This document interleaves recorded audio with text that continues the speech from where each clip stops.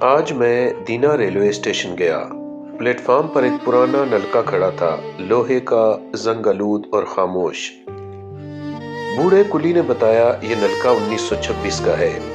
بھاپ کے انجن آتے تھے، نلکے سے پانی بھر کر انجن پھر سفر پر نکل جاتا تھا۔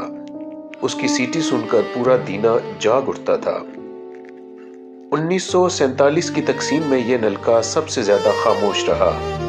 ہندوستان سے آنے والی ٹرینیں یہاں رکتی تھیں، مہاجر پانی مانگتے تھے۔ دینا کے اپنے لوگ بھی اسی نلکے کے پاس کھڑے ہو کر اپنے گھر بار چھوڑ گئے۔ آزادی کے بعد دینا کے بیٹے اسی نلکے کے پاس رک کر پانی پیتے تھے۔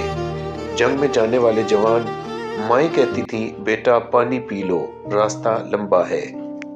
اب بھاپ کے انجن نہیں آتے، نلکے سے پانی بھی نہیں نکلتا، مگر یہ آج بھی کھڑا ہے۔